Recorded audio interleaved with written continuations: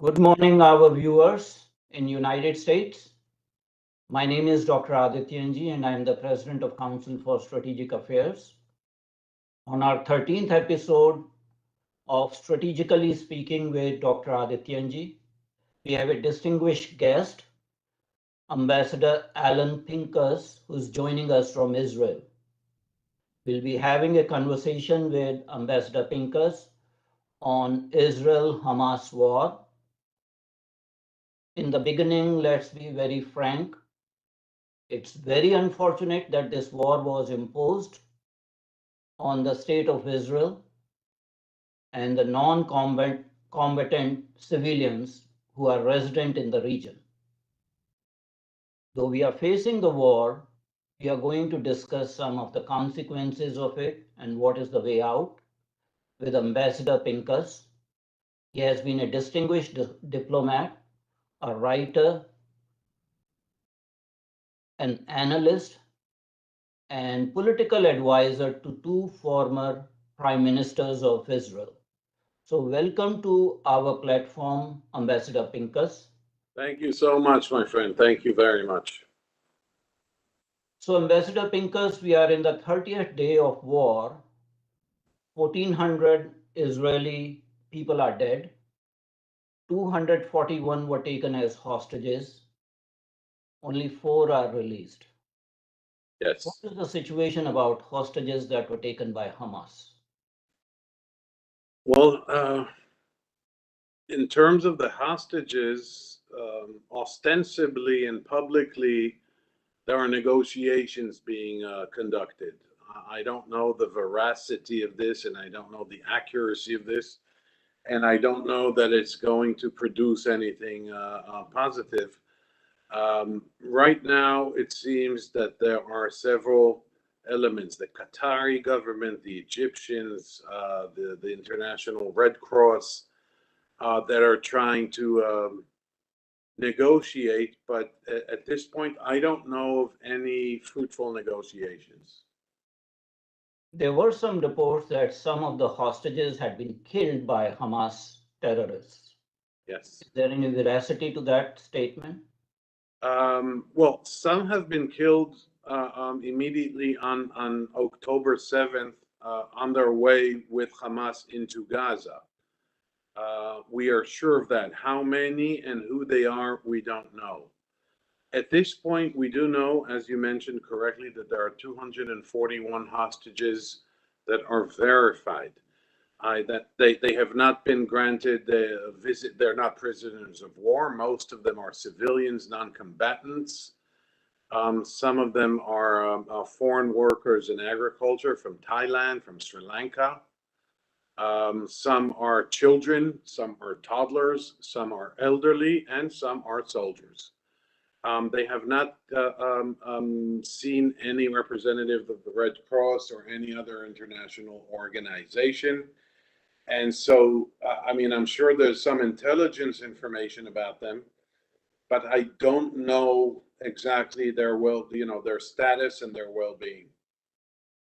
So essentially, hostages are being used as human shield to further interests of Hamas. Yes, I would imagine they are. I mean, that they may be held in tunnels. They may be held in some basements, and they may be held in some isolated houses or buildings. I don't know. I imagine that Israel and others have some more accurate and pinpoint information about that. But from the best of my knowledge, they are definitely being used as human hostages, as I'm sorry, as a human shield. Hamas political representatives have now tried to give a media spin to this. And I saw a statement that these people are our esteemed guests. Hypocrisy just died when you call these hostages esteemed guests. Yeah, well, it's the viciousness, the barbarity, and the savagery of these people to call them esteemed guests. When they infiltrated Israel on that dreadful day, October 7th, they mutilated and decapitated and shot randomly civilians, toddlers, elderly, ambulance drivers, first aid workers, paramedics. So to call to call the hostages they are now holding esteemed guests is like you said, it's this is cynicism beyond with anything that's acceptable or human. There was some apprehension that Hezbollah will open a second front in the Right. north. There was a speech by Hassan Nasrallah, the chief of Hezbollah, and the indications are that they are biding their time. They don't want to get involved immediately. Any credence to that report? Yes,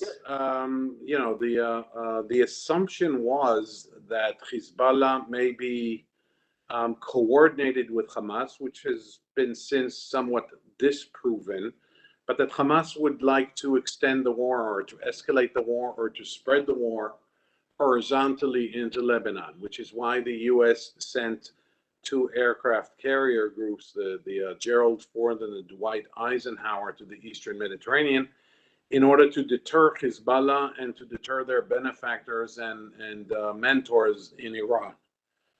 Until now, we're 30 days into this war, Hezbollah has tried to make themselves noticed by lobbing a few rockets and anti-tank missiles and grenades against Israeli targets, but they have not yet fully joined the war. And as you correctly mentioned,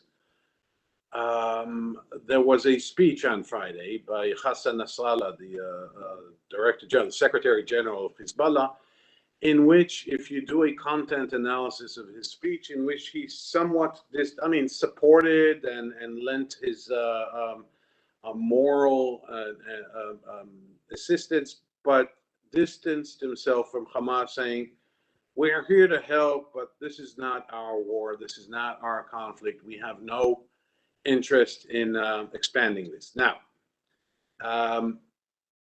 we have two choices: to take him at his word and say, okay, this is what he said, he probably meant it, or to assume that he is using deception and lying and misinformation in order to, at a later stage, in order to join into the war. I think they have been deterred until now by the Americans, but to tell you that I know how Hezbollah will act in the next 2-3 weeks, I cannot. There's another terror group that is involved in this war, and that is Islamic Jihad. Yes.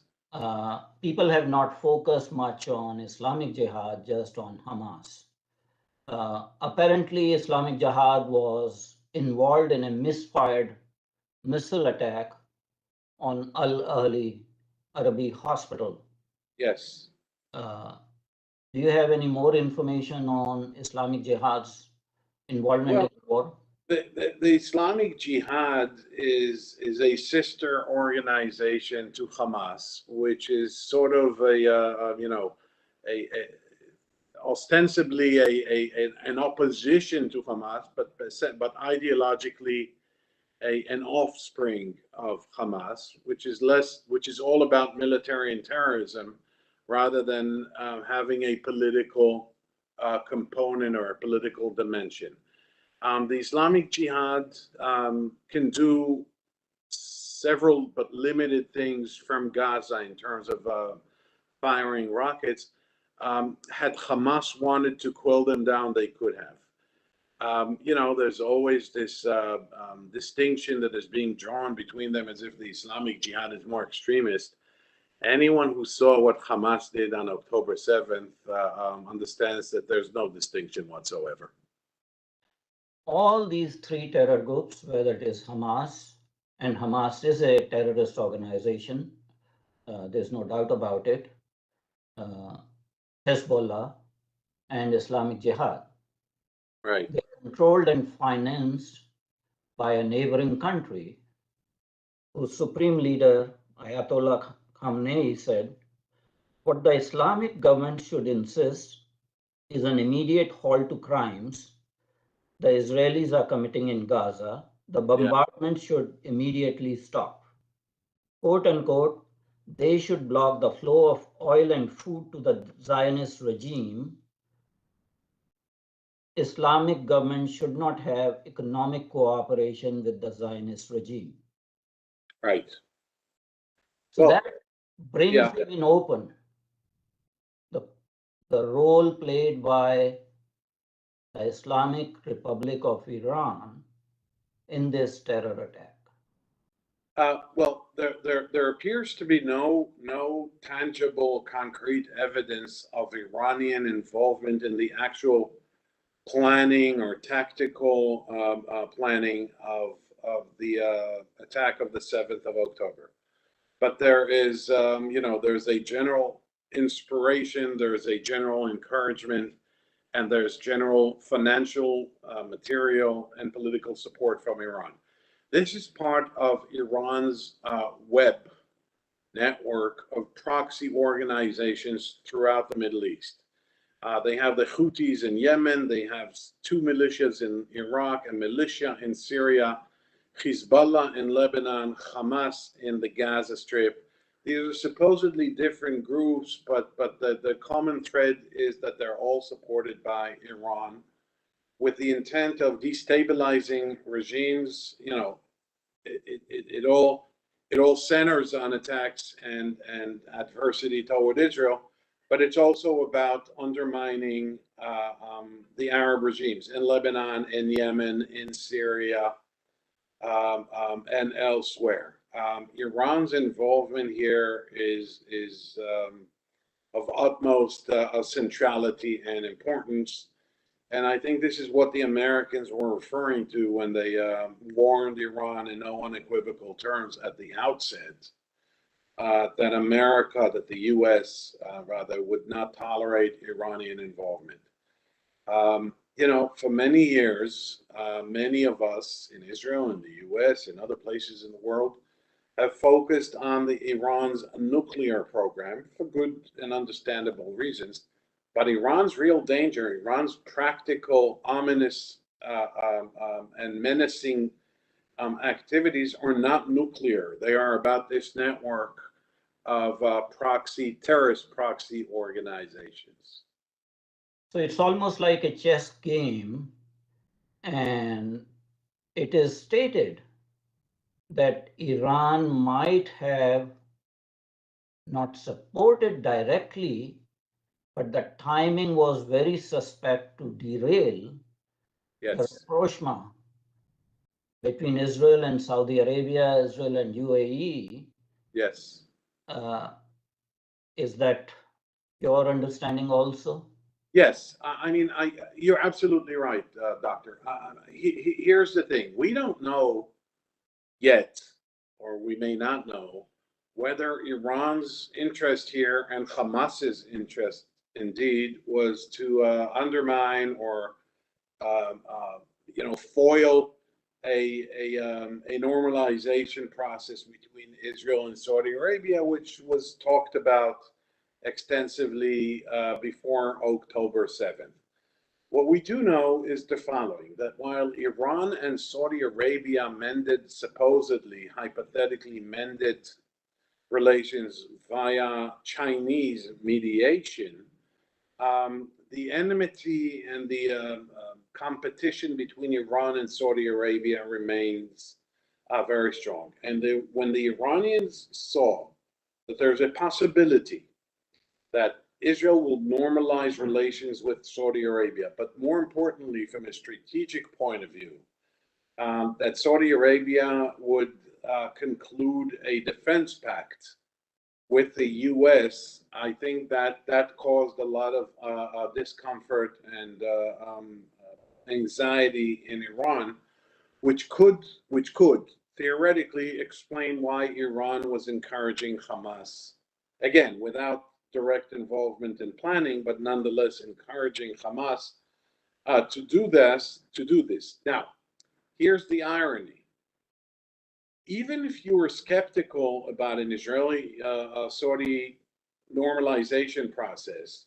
And even if you were skeptical, perhaps even more skeptical about the likelihood of an American-Saudi defense pact and strategic understanding, what happened on the 7th of October could end up accelerating this process rather than undermining it. Because what the Saudis have seen is what Iran is capable of. What the Saudis have witnessed on the 7th of October is something that could happen to them. There have been missiles fired by the Houthis in the last few years with Iran's encouragement against oil terminals in Saudi Arabia. So the Saudis may end up concluding that it's better to reach an agreement with the U.S. and Israel rather than succumb to Iranian foreign policy, to Iran's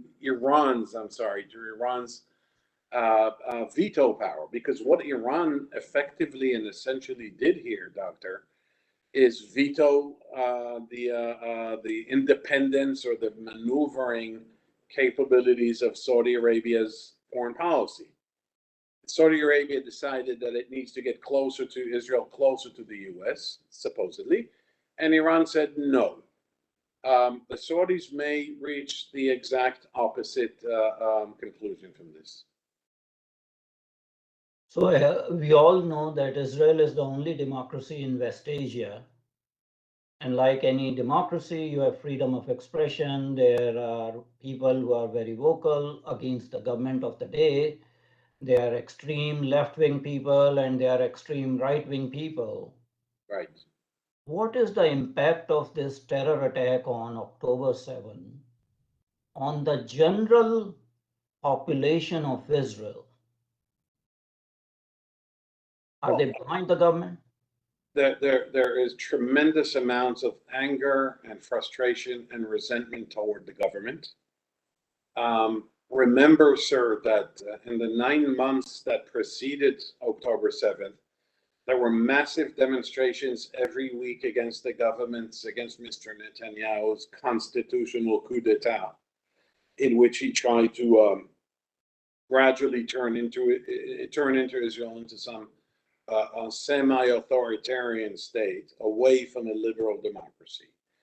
And I think that the devastation, the shock, and even the humiliation of what had happened on October 7th is going to morph into even greater and broader public resentment and rejection of Mr. Netanyahu. So in that respect, politically, of course, you know, while there's a war raging, you don't see mass demonstrations. You see a few thousands, as we've seen yesterday on Saturday. You see a lot of anti-government statements, articles, commentaries on television, radio, newspapers, social networks. But I think all of this will explode, so to speak, politically the day after the war. I can understand that. What was the reason for intelligence failure? Well, you have to distinguish between several levels of intelligence. The warnings were there.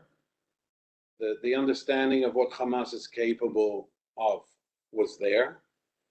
The soldiers, particularly the field intelligence, have warned repeatedly in the weeks and months preceding the attack that they are training on a brigade level scale for an infiltration, not a small squad, not a small unit, not even a few tens of people, but hundreds, which turned out to be over 1,500 people, training to infiltrate Israel in a coordinated effort. So when you look at the intelligence, there are at least two levels of intelligence. One is the tactical intelligence, which no doubt failed. I mean, between military intelligence and the Shabak, the General Security Service, which monitors things in Gaza, there seemed to have been no prior indication that this attack will happen and occur on Saturday morning, 6:30 in the morning of October 7th. On a higher level, on a strategic level, the the intelligence failure is of colossal proportions because it was based on several flawed assumptions. One is that Hamas is deterred. The second, that Hamas is conflict averse. The third, that Hamas is inclined toward some kind of political accommodation. And the fourth, which perhaps is the overarching flawed assumption, was Mr. Netanyahu's understanding that it's better to strengthen Hamas in order to weaken the Palestinian Authority so he could not be dragged into or pressured into a political process with the Palestinians. Once the Palestinian Authority is weakened and Hamas is strengthened, he can say with some kind of intellectual integrity, well, you see, there's no one to talk to. All of these assumptions were not only flawed, but tragically proved to be 100% wrong. I watched an interview by a member of Hamas political bureau who, while gloating over the October 7th attack, did admit that there was a series and a pattern of deception employed systematically over the years to lull the Israeli establishment into complacency.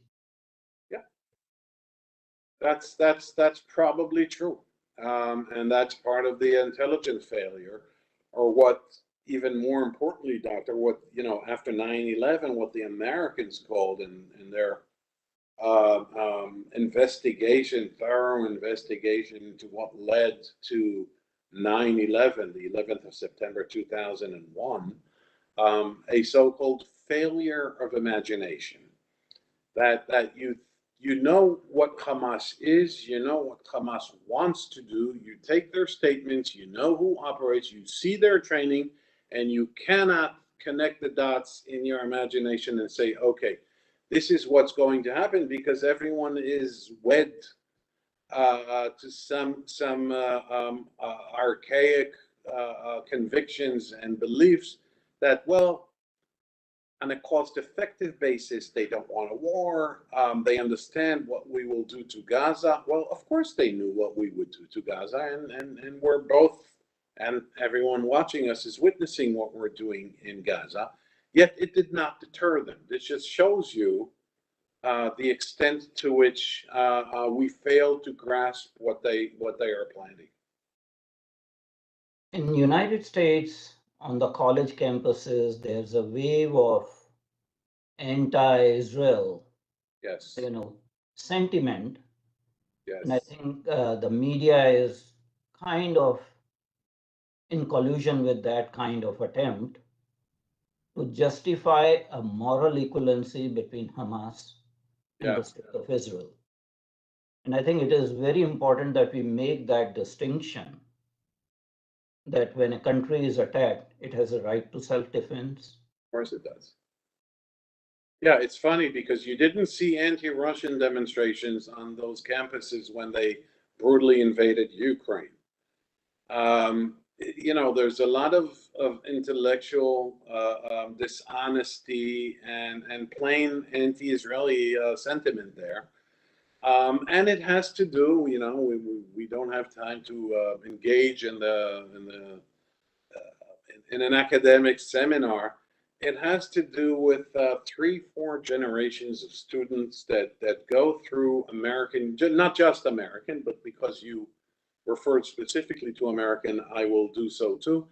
American universities where there are theories of identity politics and decolonialization theories, and it just escapes them to realize and fathom and understand the flow of history here. And so they draw these moral equivalencies, which is not just intellectually dishonest, it is vile, to be honest. It's okay to be critical of Israel. It's okay to be an anti-Zionist if you so wish. But the depth, the level of hatred and venom that you see on American campuses is just unbelievable. So what would be the status of Hamas fighters and terrorists under Geneva Convention and international humanitarian law? Are they considered lawful combatants, unlawful combatants, or No, no. unlawful belligerents? Well, to begin with, I'm not an expert on international law, but I know enough to try and answer this, Doctor. Hamas is what is called a non-state actor. They have won an election in 2006. In 2007, they have physically, not just politically, physically eliminated all their political rivals, particularly the Fatah, the PLO, the Palestinian Authority, which controls the West Bank, but had a significant political presence in Gaza. They are considered in most countries a terror organization that has committed and states that its intention is to commit what is defined by international law as war crimes. And so I don't know that they're entitled to any protections by international law. We're talking about Hamas, of course, not the general population of non-combatants in Gaza. So I don't think that they are in any way, which or form entitled to these protections.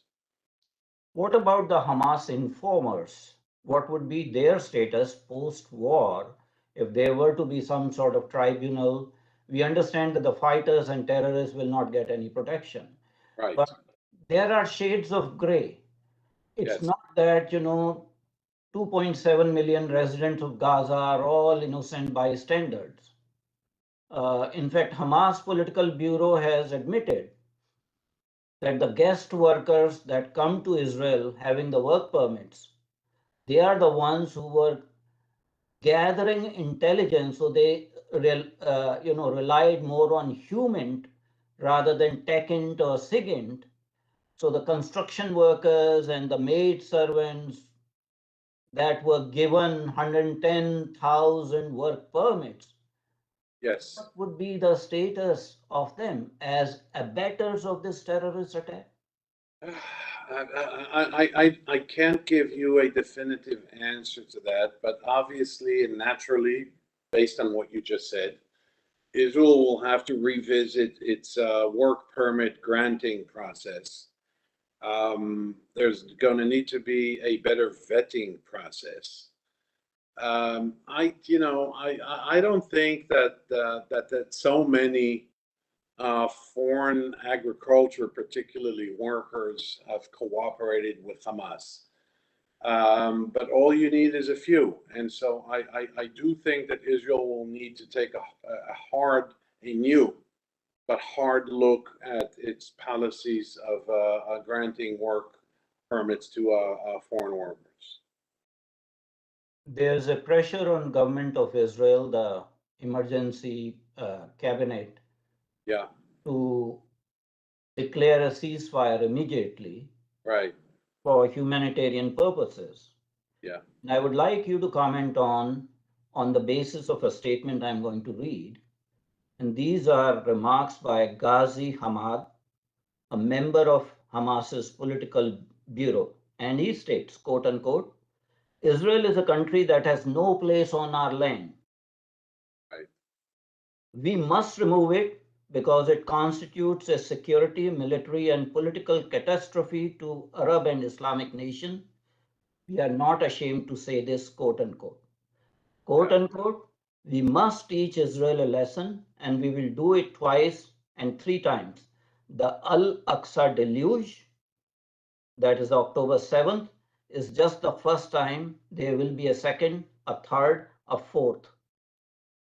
We'll have to pay a price. Yes, we are ready to pay it. We are called a nation of martyrs, and we are proud to sacrifice martyrs. yeah. Usually the people who say that flee to Qatar or to other places. They don't stay in Gaza. So these are these are keyboard heroes. They're not real fighters. So he's obviously talking nonsense, and he's just an irresponsible, cynical chicken. And I doubt he will live to see that second attack.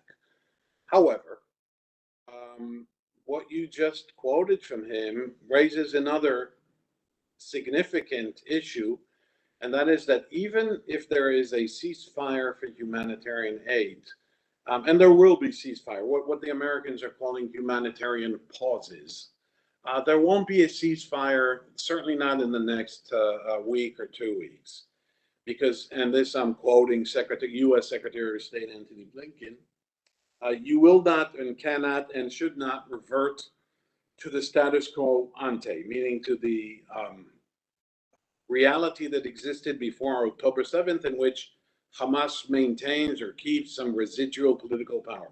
Hamas will be defeated militarily, but from that quote that you mentioned, Hamas is an ideological movement, a religious ideological movement. You cannot eliminate, eradicate an ideology with F-16s or tanks, or rockets, or infantrymen. And so we know that this is a reality. So they may not be called Hamas, and we may destroy them militarily in a comprehensive and decisive way, but there's going to be a new Hamas. They're going to be called differently. Just like there was ISIS, there's Hamas, there's Hezbollah, there was and organizations that morph into different organizations.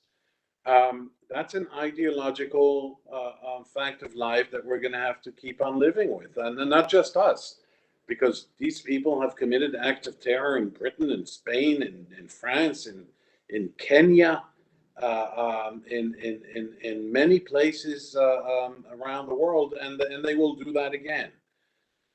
So Hamzi Hamid may not live to see the next attack, and he may be hiding somewhere, who knows where, but he does reflect, he does express an ideology that even though Israel claims to, and we still claim that we will destroy Hamas, may not be, that ideology will not be eradicated anytime soon.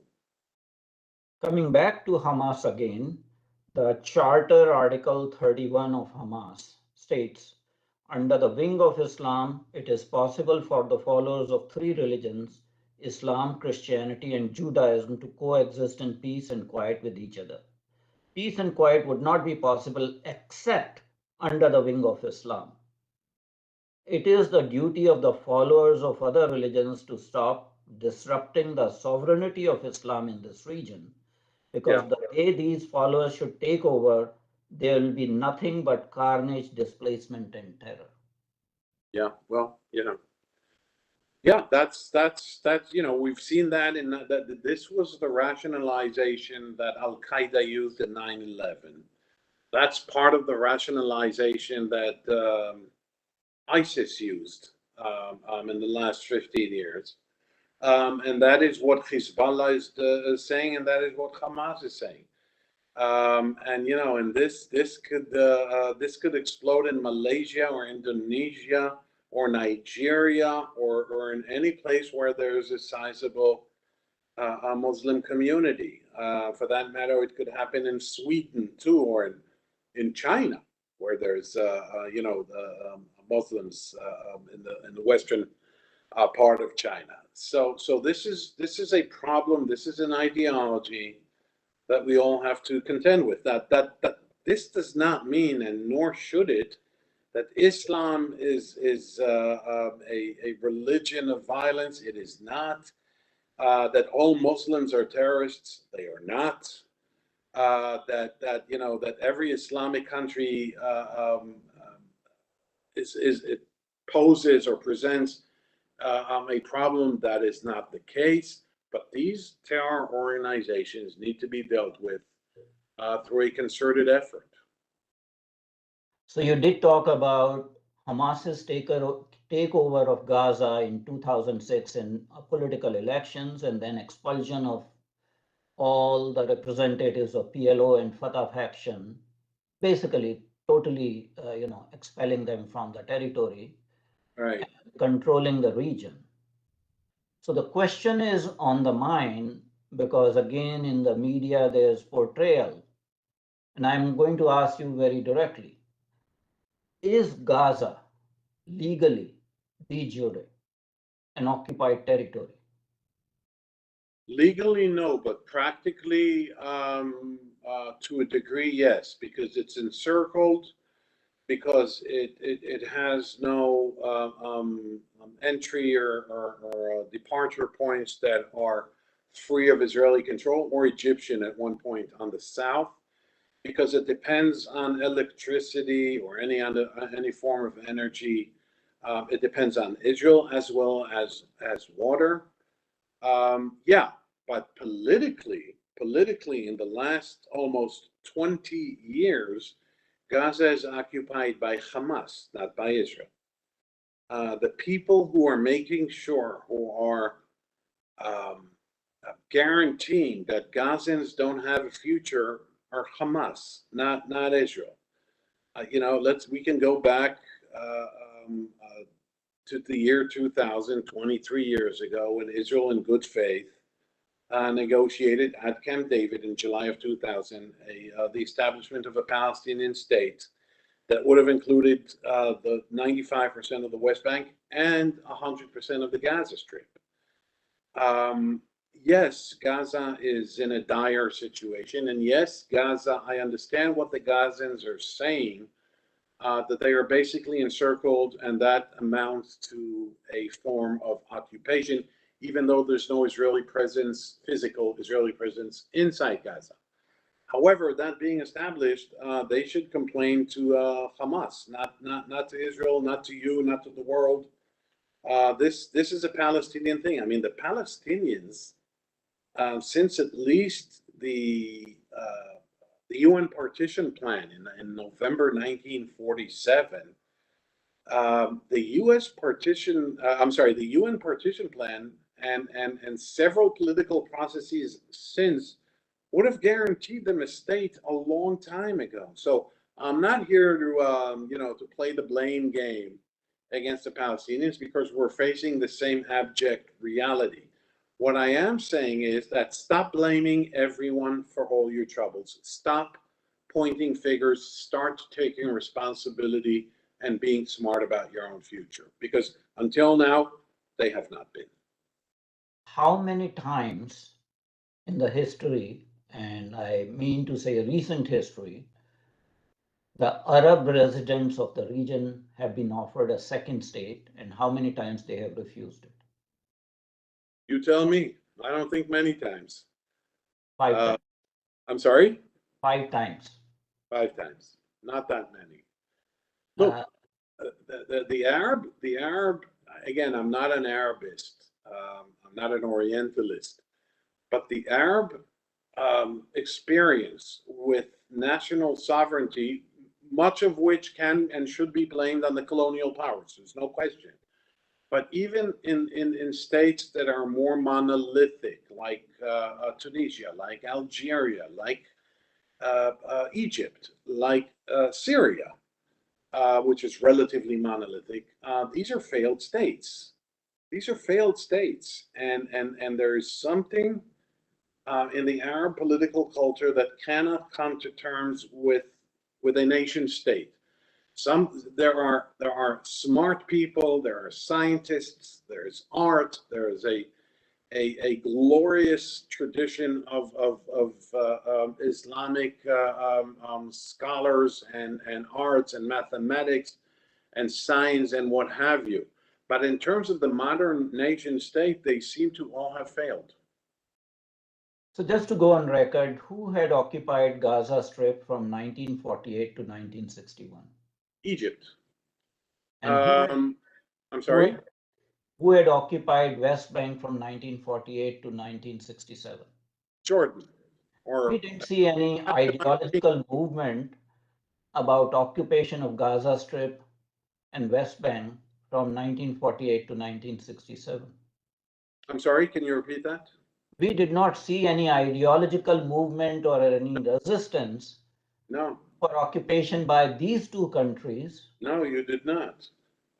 In fact, when the Palestinians claim that their national liberation, the Palestinian national liberation movement, and their right of self determination which evolved even as an antithesis to Zionism, to the Jewish national liberation movement in the 20s and the 30s, even going into the 40s.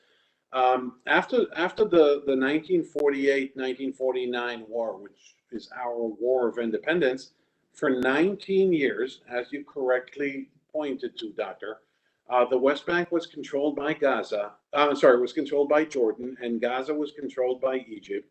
And you saw no Palestinian demand for statehood. You saw no Palestinian protests. You saw no Palestinian military actions.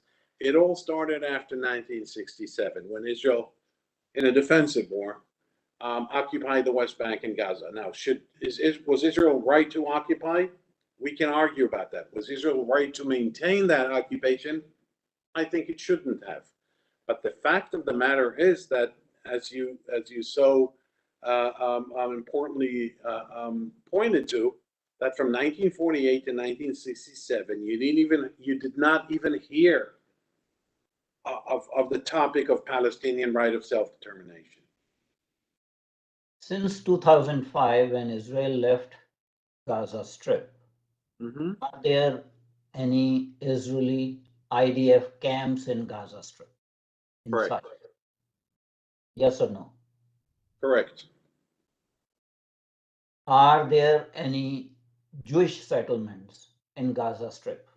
Zero. Are there any cemeteries or burial places of Jewish people in Gaza Strip from 2005? Nothing. All were removed. Everything was removed in August 2005. Everything. Force was used against ultra right-wing Jewish settlers who were refusing to leave Gaza Strip, and then government of Israel wanted to have a clean slate. Am I correct? Absolutely. The hope was that in a land for peace deal, if you give local autonomy to Gaza Strip, it could become another Singapore. Yeah, well, that was the idea, that with Israeli help, international funding, and goodwill, and a deep water port, and an entire infrastructure and massive investment in infrastructure, Gaza at least could be turned into a Singapore. Yes, that was the dream 20 some years ago. Yes. And if the Gaza experience succeeded, the same could be done in the territories of West Bank. Yes. But That was the idea. By the way, Doctor, that was the idea underlining the so-called Oslo peace process, which ultimately did not work or failed. The idea was that the Palestinians will get their homeland, admittedly on less territory than they had hoped for, but then again, they were the ones who did not accept the UN partition plan of November 1947. But nonetheless, based on Camp David of July of 2000, which I referred to earlier, the Palestinians will get a state in the West Bank and Gaza, demilitarized, but a state that would be economically linked to Israel if it so chooses, and that will enjoy massive investment from, at the time, the goodwill of many countries in the world. They have managed to destroy that dream and to shred it to pieces. the massive investments did come in. Issue is what happened to those massive investments. Can we talk about a little? Well, there were particularly, well, it amounted to nothing. I mean, there was a Palestinian Authority that was established, and that Palestinian Authority, despite its weaknesses, despite its alleged corruption, despite its inefficiency, that Palestinian Authority is still sort of a partner with Israel. But since 2014, when basically American mediation stopped and international support was that financial support that you're referring to, was substantially diminished. Since then, they've been left to hang out to dry.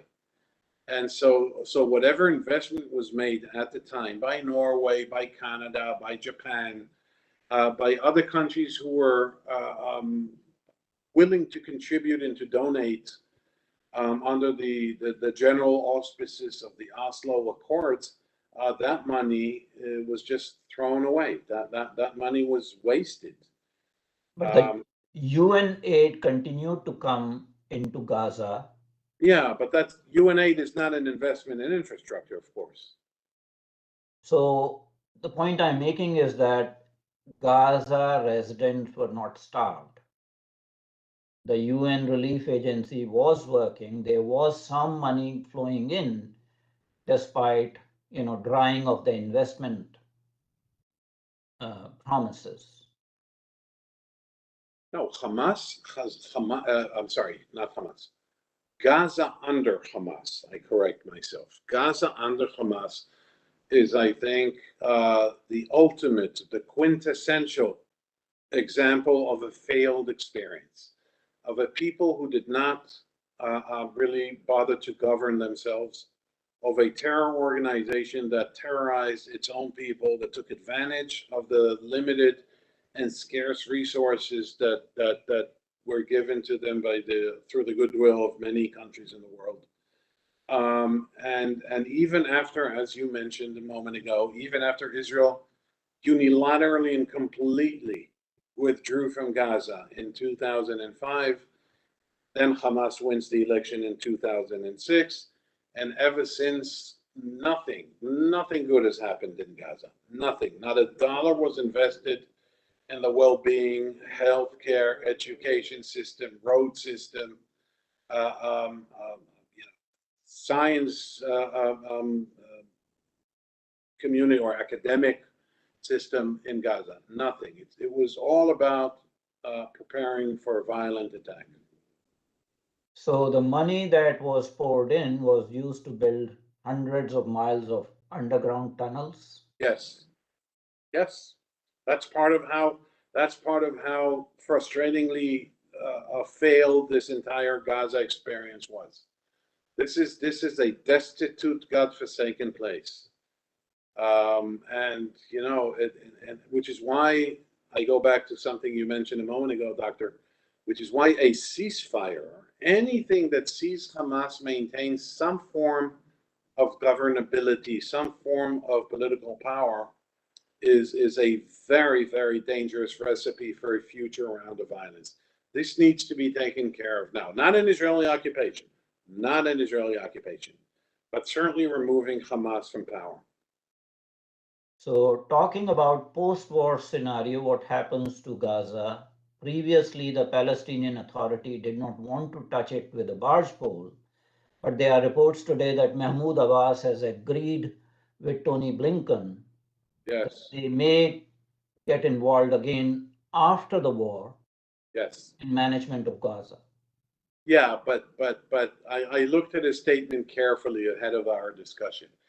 He said that the Palestinian Authority would be willing to take over Gaza or be part of the new Gaza administration and government in the context, and this is where it's important to notice, in the context of a comprehensive deal. Now, a comprehensive deal is not yet on the table. The Americans know that. This current extremely right-wing Israeli government knows that. Even the Palestinians know that. So my conclusion from that statement that Mahmoud Abbas made is that before the Palestinian Authority can be trusted into governing Gaza, Gaza needs to be governed in an interim period, foreign interim period by someone other than Hamas and even other than the Palestinian Authority. This means almost invariably some form of an international force. Coming to some form of international force, Ruth Wasserman Lande writes an opinion piece in Jerusalem Post, and she's saying Gaza should be occupied by US, UK, France, and Germany in the Yeah, post-war situation. Any yeah. comments on that? No, I mean, it just won't work. You know, why would the U.S. This shows profound misunderstanding of America. Why would the U.S. get involved in managing Gaza? The U.S. has NATO, Ukraine, and Russia in the immediate term, and a challenge, a major mega strategic challenge called China. Why would the U.S. be bogged into Gaza? What the U.S. may be asked to do is to be involved in some international effort. So who needs to control Gaza is a combination of the UN, the Arab League, the Saudis, with American involvement and a major Arab component in there, but certainly not by the US and Germany. Very well stated, Ambassador Pinkas.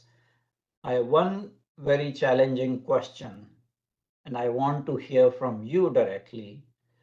Again, talking to the media and the college campuses and all, there's a propaganda going on. Yes. The propaganda is that Israel is an apartheid state. What would you say to that? It's not an apartheid state, uh, but there are conditions in the West Bank that this particular right-wing government is trying to perpetuate, that may lead Israel into that position. Apartheid is defined by the UN, and apartheid is a known term or a known concept from the reality that existed in South Africa. Apartheid was about racial segregation. This doesn't exist here. Apartheid was installed by European colonialists who took a land that wasn't theirs. This is not the case here. Yet, if occupation persists and there is no Palestinian state, and effectively there is a one state between the Jordan River in the east and the Mediterranean Sea on the west, and yet Palestinians are lesser citizens, then these are signs, these are indications, these are manifestations of apartheid. Right now, there's no apartheid. There's occupation, it's bad enough, but there's no apartheid. What is the population of Arabs in the state of Israel? Population proportion. 20%, about 2 million. Do they have right to vote? Absolutely. Can they be elected in the Knesset? They have 15 seats out of 120 vote. They could have had more, but their voter turnout was relatively low. 15 seats out of 120 in the Israeli parliament, the Knesset, yes. Can they organize political parties? Yes, they do. And can they hold offices, public offices? Of course. In the previous government, there was an Arab for the Muslim Brotherhood, no less, Mansour Abbas, who was a minister, a voice for reason and a voice for calm and a voice for cooperation. Yes. Can they participate or enlist in IDF? No, they do not. But to be honest, I don't think we want them to. But then again, nor do the ultra-Orthodox Jews. So there are ideas that instead of a full military service, there is something called national service that can be performed. Hospitals, kindergartens, first responders, and Red Cross or Red Star of David, fire brigades, national parks. There are a lot of things that can, but our political system is so dysfunctional that even this wasn't agreed on. So essentially what you're saying, they are not subject to conscription in the IDF. They are not. Can they voluntarily join, or they are not allowed to join? They are allowed to join. I mean, if an Arab citizen expresses a willingness to join the military, for mandatory service between the ages of, I'm sorry, of 18 and 21, he or she will be conscripted, yes. So the state of Israel is a democracy, gives equal right to all its citizens, whether they are Arabs, they are Bedouins, Jews, Muslims, Christians. Yeah. Yes. So apartheid as defined does not hold to state of Israel, I would say. No, absolutely not. The I mean, I'm sorry? The status of occupied territory is different from the state Correct. of Israel. Correct, because Israeli law is not extended to the entire territory. Yet they do not enjoy civil rights in those, most civil rights in the occupied territories. But don't forget that most Palestinians in the West Bank live under the Palestinian Authority, not Israel. But within Israel, it's a democracy. In the territories, it's a weakened semi-democracy, certainly not an apartheid state. And Palestinian Authority under Yasser Arafat in year 2000, Camp David Accord refused to take the state that was offered to them. That's right. My understanding is that Mahmoud Abbas also had refused to take a Palestinian state when it was offered to him in 2008. That is true. So where does the... So, doctor, you're trying to convince me that we have a problem? we have a problem, yes. I'm just trying to, put the realities, the facts on the ground. And I don't want people to be swayed by manufactured propaganda that Israel is an apartheid state. I could not agree more with you. And with that statement of yours, we will take leave from you. Thank you very much indeed for coming on our platform. My pleasure, sir. Been a pleasure. Thank you. CSA is an internationalist organization. We do not condone terrorism in any form worldwide, and we wish to work towards international peace and prosperity. And for that to be achieved, it is very important that the facts are laid on the table rather than propaganda. And I think all the parties need to take onus for their actions. And yes, as you say, that once the war is over, the democratic system in state of Israel will take over, and whatever form of government state of Israel chooses, that would be up to them. Yes, correct. Thank you very much indeed, Ambassador Pinkas. Thank you, Doctor. We hope that you will continue to come on our platform. It would be my pleasure and my privilege. Thank you. Thank you, sir. Thank you very much indeed. Thank you.